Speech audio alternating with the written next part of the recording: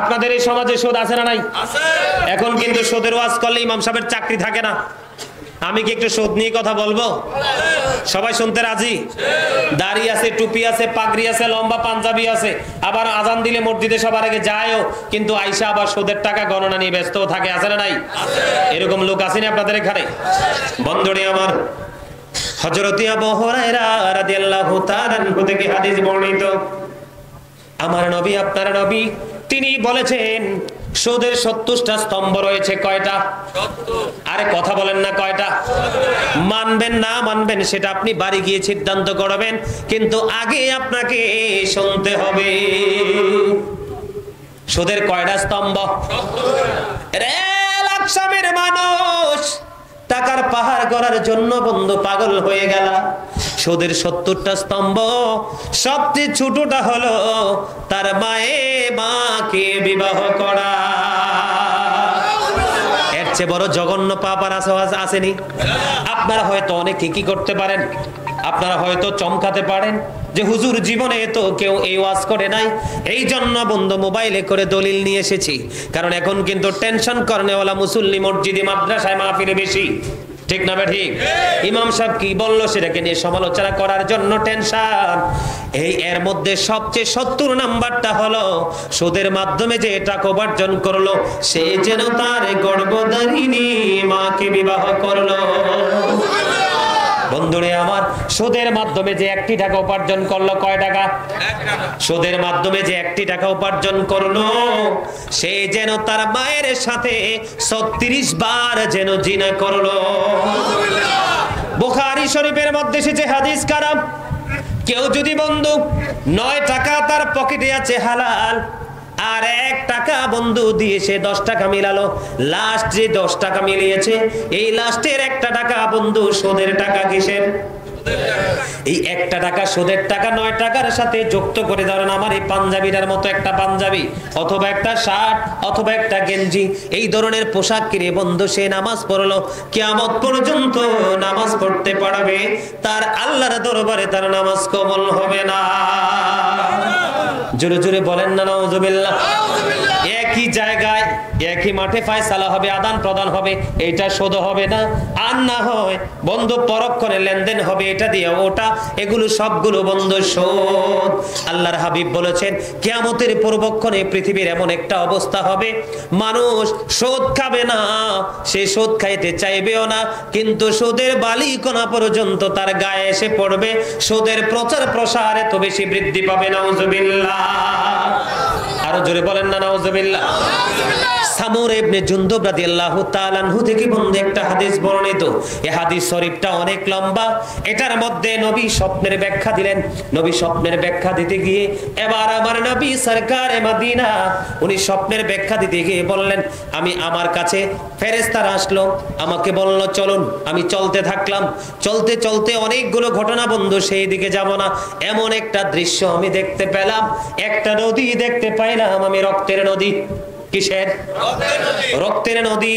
এই নদী থেকে একটা মানুষ সাঁতার কেটে কেটে কুলে আসতে চায়, কিন্তু আমার নবী বললেন আমি দেখতে পাইলাম ভয়ঙ্কর এক চিত্র, একটা মানুষ সাঁতার কেটে কেটে কুলে আসতে চায়, আরেকজন মানুষ বড় পাথর নিয়ে নদীর কুলে দাঁড়িয়ে আছে। তিনি যখন কোলে আসতে চায় ওই কুলের মানুষটা তাকে পাথর নিক্ষেপ করে, তখন সে আর বন্ধু কোলে আসতে পারে না। এমনি করে করে তার এই সাজাটা বহাল রইল। আমার নবী প্রশ্ন করলেন সঙ্গীদেরকে, রে ফেরেশতারা বলো না এই মানুষটা কে? এবার ফেরেশতারা যখন প্রশ্ন করলেন, ফেরেশতাদেরকে যখন আমার নবী প্রশ্ন করলেন, আমার নবী বলেছে এটা হলো দুনিয়ার শত্রু। বন্ধু গবেষণা শুরু করে দিলাম, চিন্তা করতেছি সবগুলো টপিকস কিন্তু বুঝে নিয়েছি, কিন্তু এই মানুষটা রক্তের নদীতে কেন? গবেষণা করতে করতে করতে করতে বন্ধু আইডেন্টিফাই করতে পারলাম, সেটা হলো আপনার আমার উপার্জন থেকে কিন্তু আমরা খাবার কিনি, আর এই খাবার যখন খাই তখন কিন্তু শরীরে রক্ত হয়। আমি বুঝতে পেরেছি বন্ধু, হারাম উপার্জনের টাকা দিয়ে যখন আমি বাজার করব, গোশত মাছ খাবো, আমার বডির রক্ত বন্ধু হারাম হবে। আর হালাল যদি হয় তাহলে রক্তটাও হালাল। এবার আপনারা বুঝতে পারেন, আমি আপনাদেরকে বুঝাইতে চাই বন্ধু, দুনিয়াতে টেলিফোন দিয়ে বাঁচা যায়, টাকা কিছু ছিটাইলে বন্ধু বাঁচা যায়, একটা বন্ধু লিকার চা খাওয়াইলে বাঁচা যায়, বেনসন গল্লিপ সিগারেট খাওয়াইলে বিচারককে কি করা যায়? কথা বলে না কেন? বিচারক চেঞ্জ করা যায় কি যায় না? ওরা কি আপনার স্টেটমেন্ট নেবে? আপনার ঘর থেকে টাকা পেয়ে চা খেয়ে সিগারেট খেয়ে আপনার রায় কিন্তু এখান থেকে নিয়ে বের হয়েছে, আছে না নাই? বিভিন্ন টেকনিকের মাধ্যমে বন্ধু নেই কে অন্যায়, অন্যায়কে নেই করা যায়। ওই জন্য আমি আগেই বলেছি, আমরা সামনে যখন কবরটা ওপেন হবে, খোলা হবে কিয়ামতের দিন, আমরা প্রত্যেকেই জানতে পারবো কে কি করেছে আর কি করেনি। লুকাইবার কোনো সুযোগ নাই। সবচেয়ে বড় ভয়ঙ্কর খবর, এই দুনিয়াতে বন্ধু অসুস্থ হলে ডাক্তারের মাধ্যমে চিকিৎসা নেওয়া যায়, যদি হায়াত না থাকে মৃত্যুর মাধ্যমে অবসান হয়ে যায়। কিন্তু বন্ধু, যারা পাপী, যারা জুলুম জালেম, যারা অত্যাচারী, যারা, তাদের জন্য বড় দুঃসংবাদ। আল্লাহ কোরআনে বলেছে, একবার মরার পরে আর মরার সুযোগ নাই, লা ইয়ামুতু, মরার সুযোগ নাই। People will not die that day, সেদিন মানুষ মরতে পারবে না। ফিহা ওয়ালা ইয়াহইয়া, people will not be able to life that day, সেদিন মানুষ বাঁচতেও পারবে না। ওমা হুম আনহা বিগাইবিন, people will not be able to escape that day, সেদিন মানুষ সেখান থেকে পালাইতেও পারবে না। এই জন্য বলছি রে লাক্ষাপ আর অনুচর মানুষ, হৃদয় খুলে শোনো গো বন্ধু, আমাকে তোমরা দুশ্মন মনে করো না, আমাকে তোমরা শত্রু মনে করো না। এতদিন তোমরা অন্যায় করেছো, এতদিন তোমরা পাপ করেছো, আজকের আলোচনার পরে সিদ্ধান্ত নেবে, হুজুর জীবনে কোনোদিন আর অন্যায় করব না। ধীরে ধীরে তোমার গুনাহ মাফ হয়ে যাবে। কারণ আল্লাহ রাব্বুল আলামিন নিশ্চয়ই আল্লাহ শেয়ার করে দিয়েছেন, আল্লাহ বলেছেন ইউ ফেয়ার মি, তোমরা আমাকে ভয় করো। কি করো?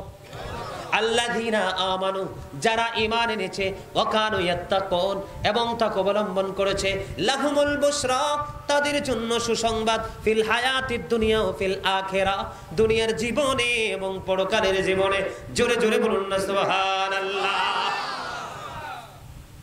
আমার কথা কি আপনাদের কাছে ভালো লাগে নাকি খারাপ লাগে? আরো জোরে। হক কথা কিন্তু তিতা, আল হাক্কুম মুরুন, হক কথা কি তিতা। এখন তিতা কিন্তু মুমিনের কাছে কোনোদিনও লাগবে, মধুর চেয়ে মিষ্টি লাগবে।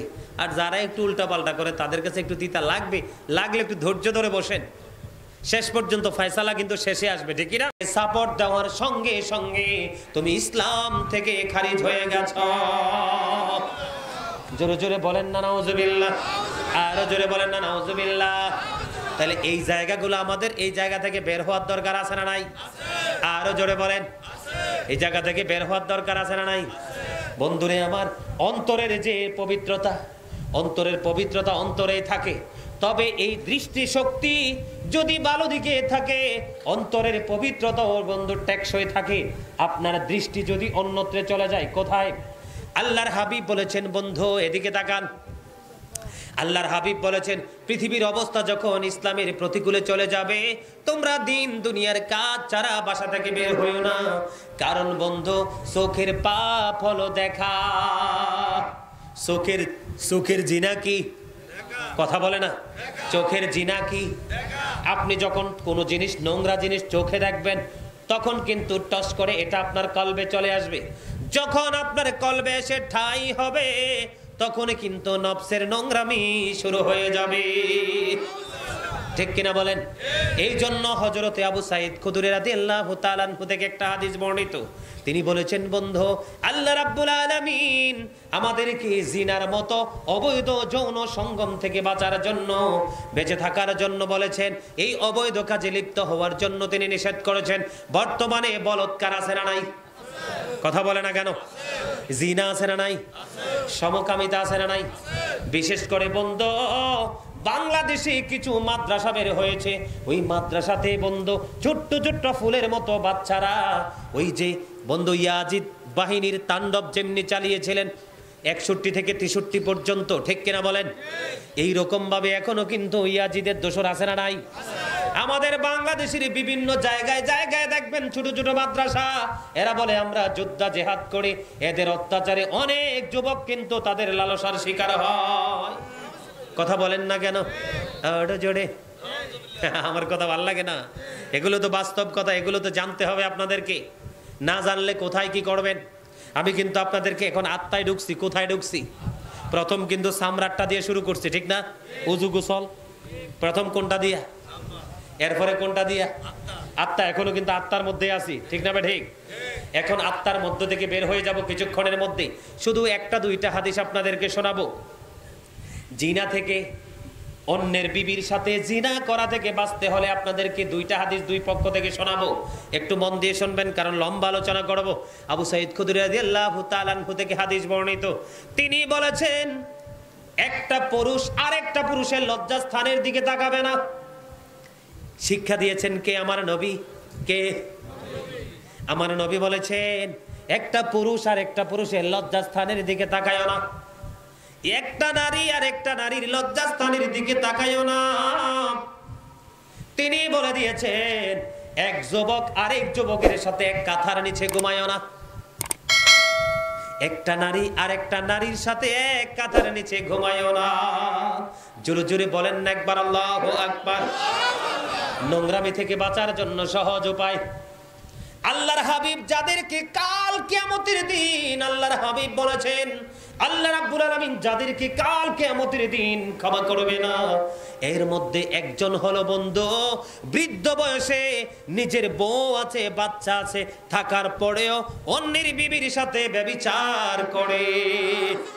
ওই সমস্ত বৃদ্ধের কোনো ক্ষমা নাই। জোরে বলেন না নাউজুবিল্লাহ। আরে আরো জোরে। হাদিস শরীফ সহিহ হাদিস বন্ধ, টেনশন করার কোনো কারণ নাই। আল্লাহর হাবিব সরকারে মদিনা তিনি বলেছেন, একটা মহিলার স্বামী বাড়িতে নাই, হয়তো এই জেলায় সে থাকে, তার ওয়াইফ আরেক জেলায় থাকে, হয়তো বা তার ওয়াইফ বাংলাদেশে, স্বামী জীবন জীবিকার জন্য বিদেশে চলে গেছে। আল্লাহর হাবিব বলেছেন, অন্যের বিবির সাথে তোমার জেনা করার কোনো প্রয়োজন নেই। তুমি যখন অন্যের বিবির বিছানায় গিয়ে বসবা, জিনার দরকার নাই, কোনো পাপ কাজের দরকার নাই, তাকে টাচ করার দরকার নাই। যদি কোনো পুরুষ আরেকজন পুরুষের স্ত্রী বাড়ির আঙ্গিনায় একা একা বিচরণ করছে, তুমি আস্তে করে করে মিষ্টি কথা বলে বলে তুমি ওই মহিলার বিছানাতে গিয়ে বসেছো, আল্লাহর হাবিব বলেছেন, অন্যের বিবির বিছানায় বসার জন্য ওই বেগানা পুরুষের জন্য এত বিষাক্ত অজগর বরাদ্দ করা আছে, সেই বিষে যন্ত্রণায় ছটফট করবে। ওই যে বলেছি, বাঁচারও সুযোগ নাই, মরারও সুযোগ নাই, পালাইবারও সুযোগ নাই। এখন পবিত্রতা দিকে, আত্মার পবিত্রতা দেখে আমি আরেকটা জায়গায় যাব। এখন যদি এখান থেকে যদি একজন যুবককে ডাক দিয়ে বলে, যুবক, my brother, you stand up, তুমি দাঁড়াও, তুমি দাঁড়াবে। দাঁড়ানোর পরে দেখবো আমি তোমার পরনে জিন্স প্যান্ট, কি প্যান্ট? Jeans pant. এখন যদি বলি তোমার গেঞ্জিটা একটু উপরের দিকে ওঠাও, তুমি হুজুরের ভয়ে উঠাবে। আমি 100% আমি না, সবাই দেখবে। সামনের দিক দিয়ে লজ্জাস্থান দেখা যায়, পিছনের দিক দিয়ে আরো বেশি দেখা যায়। কথা বলেন না কেন? এই সমস্যা কেন জানেন? এই সমস্যার অন্যতম কারণ হলো বন্ধু, আল্লাহর হাবিব বলেছেন, আদিবু আওলাদাকুম আলা তালাসি খিসানিন হুব্বি নাবিকুম ওয়া হুব্বি আহলি বাইতিহি ওয়া আলা কিরাতিল কুরআন। ওয়াজগুলো টপিক আকারে নাও, টপিক আকারে নাও ওয়াজগুলো। এই ওয়াজগুলো টপিক, কারণ এখনকার মানুষ খুব ব্যস্ত, লম্বা ওয়াজ শোনার মতো সময় নাই। কারণ আগের জীবনের চাইতে এখনকার জীবনটার ভিতরে চাপ বেশি পড়ে, ঠিক না? ঠিক। আমার কথা কি বুঝতেছেন? মিডিয়ার লোকদেরকে বলছি, তোমাদের কাজ হচ্ছে তোমরা টপিক আকারে নিবে, ছোট করে। আমি এই জন্য বলছি, ছোট্ট করে বলছি, মানুষের জন্য বিরক্তি না আসে, অল্প সময় যেন তথ্যগুলো নিতে পারে। আপনাদের কি অসুবিধা হয়? সারা জীবন তো কত ওয়াজ শুনছেন, এগুলো শুনছেন কিনা জানি না। এই জন্য আমি সিদ্ধান্ত করছি আজকে ব্যতিক্রম আলোচনা করব। আপনারা যদি বিরক্ত না হন, আপনাদেরকে আরো বেশি তথ্য দিব, নিবেন? কথা বলে সবাই তো বলে না, আরো জোরে। এও আপনাদেরকে কি মুখ দিছে, জবান দিছে কুরমা ফলাই খাওয়ার জন্য? চা দোকানে বসে বসে গল্প করার জন্য? বাজারে গিয়ে না, ভাই চা খাবো না, বাজারে গিয়ে অপ্রাসঙ্গিক কথা বলার জন্য? তো কি জন্য দিছে? You are great, thank you very much my dear brother. আরে আমার খুব মায়া লেগে গেছে। আরে দেখছেন, পায়জামা পাঞ্জাবি পরলেই শুধু ইমানদার নয়, প্রেমিক নয়, জিন্স প্যান্ট শার্ট লুঙ্গি পরা মানুষের অন্তরে প্রেম থাকতে পারে, ঠিক কিনা বলো? উনি বলেছেন আল্লাহ জিকির করার জন্য দিয়েছে, 100% সত্য। আল্লাহ বলেছেন, remember me then I will remember you, ফাযকুরুনি আযকুরুকুম। আল্লাহ বলেছেন, তোমরা আমাকে স্মরণ করো, আমি তোমাদেরকে স্মরণ করবো। ওয়াশকুরুনি ওয়ালা তাকফুরুন, তোমরা আমার প্রতি কৃতজ্ঞ হও, অকৃতজ্ঞ হইও না। জোরে জোরে সুবহানাল্লাহ। তো এইখানে যারা জবান কাজে লাগায় তারাই তো সবচেয়ে বড় বুদ্ধিমান এবং 100% ইমানদার। চা দোকানে যারা চাপা মারে ওদের কিন্তু ভয়ের সম্ভাবনা আছে। বলে হুজুর কেন? ওই যে আত্মার পবিত্রতার দিকে তাকাচ্ছি। হযরতে শাহুল ইবনে সাদ রাদিয়াল্লাহু তাআলা আনহু থেকে একটা হাদিস বলবো। আল্লাহর হাবিব বলেছেন, কেউ যদি তোমাদের 2 সোয়ালের মধ্যখান এবং 2 রানের মধ্যখানের দায়িত্ব নিতে পারো, আমি নবী তোমাদের জান্নাতের দায়িত্ব নিয়ে নিলাম। 2 সোয়াল মানে মুখ, কারণ মুখে হারাম কথা বের হয়, মুখে হারাম খাবার বের হয়, গীবত বলা হয়, ফিতনা তৈরি করা হয়।